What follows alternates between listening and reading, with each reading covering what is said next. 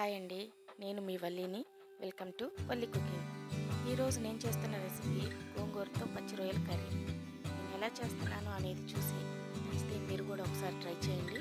గోంగూర పచ్చి రొయ్యల కర్రీ చేయడానికి నేను ఒక హాఫ్ కేజీ పచ్చి రొయ్యలు తీసుకున్నాను. ఫస్ట్ టైం మన ఛానల్ విజిట్ చేస్తున్న వారు ఎవరైనా ఉంటే సబ్స్క్రైబ్ చేసుకోండి. ఇంకా మనం ప్రాసెసింగ్లోకి వెళ్ళిపోదాము. ముందుగా మనం తీసుకున్న హాఫ్ కేజీ రొయ్యలు ఉన్నాయి కదా, వాటిని శుభ్రంగా క్లీన్ చేసుకొని రెడీ చేసుకున్నాము. ప్రాన్స్ క్లీన్ చేసి పక్కన చేసుకున్నాము. దీనికోసం మిగతా ఇంగ్రీడియంట్స్ చూద్దాము. దీనికోసం నేను 3 కట్టల గోంగూర, ఒక 2 పెద్ద సైజు టమోటాలు, 2 ఉల్లిపాయలు, ఒక 7-8 పచ్చిమిరపకాయలు, కొద్దిగా కొత్తిమీర తీసుకున్నాను. ప్రాన్స్ మ్యారినేట్ చేసుకోవడానికి 2 స్పూన్స్ కారం, హాఫ్ స్పూన్ పసుపు, కొద్దిగా ఉప్పు వేసి చేతితో ప్రెస్ చేస్తూ బాగా మిక్స్ చేసుకున్నాను. ప్రాన్స్లోకి ఉప్పు కారం మంచిగా పట్టాలంటే మనం చేతితోనే ప్రెస్ చేస్తూ కలుపుకోవాలి. చూసారుగా, మనం మ్యారినేట్ చేసుకోవడం అయితే కంప్లీట్ అయిపోయింది. మనం మ్యారినేట్ చేసుకున్న విధానంలోనే మన రెసిపీ ఎంత మంచిగా రెడీ చేసుకుంటున్నామా అనేది అర్థమైపోతుంది. ఇప్పుడు ఒక స్టెప్ కంప్లీట్ అయింది. నెక్స్ట్ గోంగూరను అయితే మనం ఉడికించుకోవాలి. దీనికోసం 3 గంటల గోంగూర తీసుకున్నాం కదా, దీన్ని శుభ్రంగా కడిగి ఉంచుకున్నాం. రొయ్యల గోంగూర చేసుకోవడానికి అయితే మనం ముందుగా గోంగూరను అయితే రెడీ చేసుకోవాలి. రొయ్యల గోంగూర చేసుకోవడానికి మనం గోంగూరను అయితే రెడీ చేసుకోవాలి. దీనికోసం మనం తీసుకున్న టమోటా, ఆనియన్ కొంచెం మీడియం సైజు ముక్కలుగా కట్ చేసుకొని పక్కన ఉంచుకోవాలి.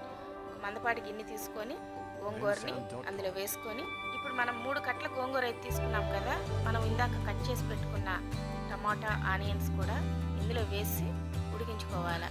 నేను పచ్చిమిర్చి ఇలా చేతితో తుంచి వేసుకుంటున్నాను. మీరు కావాలంటే కట్ చేసుకొని అయినా వేసుకోవచ్చు. ఇందులోనే మనం టమాటాలు, ఆనియన్స్ కూడా యాడ్ చేసుకుంటున్నాం కదా, ఇందులోనే మనము ఒక హాఫ్ గ్లాస్ వాటర్ కూడా యాడ్ చేసుకోవాలి.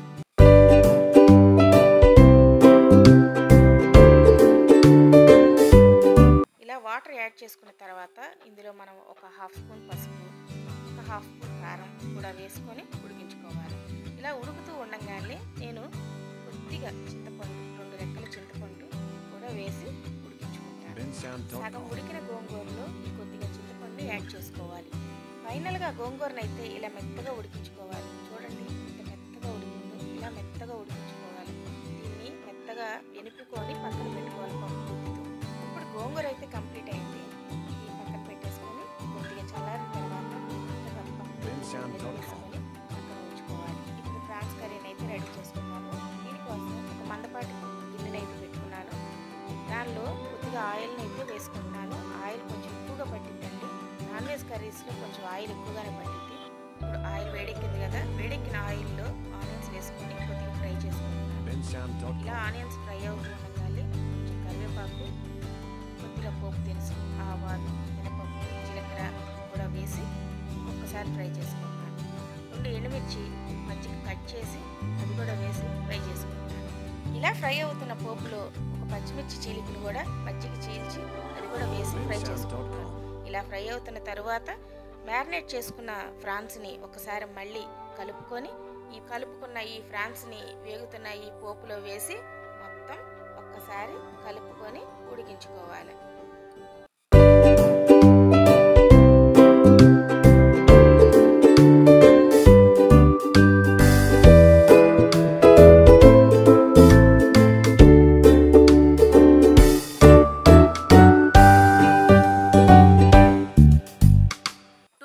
ఒకసారి ఇది మంచిగా కుక్ అవుతుందా లేదా అని మనం చెక్ చేసుకుంటూ కలుపుకుంటూ ఉండాలి. ఇప్పుడు ప్రాన్స్ కర్రీ అయితే రెడీ అవుతుంది కదా, దగ్గరకు వస్తుంది కదా. ఇప్పుడు మనం వాటర్ యాడ్ చేసుకోవాలి కాబట్టి మనం మ్యారినేట్ చేసుకున్న ఆ బౌల్లోనే ఒక హాఫ్ గ్లాస్ వాటర్ పోసేసుకొని అవి కర్రీలో యాడ్ చేసుకుంటున్నాను. ఇప్పుడు వాటర్ యాడ్ చేసిన తర్వాత ఒక్కసారి మొత్తం కలిగి పెట్టుకొని మూత పెట్టేసి ఉడికించుకోవాలి. ఇప్పుడు ఫ్రాన్స్ కర్రీ అయితే పక్కన ఉడుకుతుంది కదా, ఈలోపు మనం ఉడికించి పక్కన ఉంచుకున్న గోంగూరని కొద్దిగా ఉప్పు యాడ్ చేసుకొని మెత్తగా మెదుపుకొని పక్కన ఉంచుకోవాలి. ఉడుకుతూ ఉన్న ఈ ఫ్రాన్స్లో ఈ ఉడికించుకున్న గోంగూరను కూడా యాడ్ చేసి దగ్గరికి ఉడికించుకోవాలి.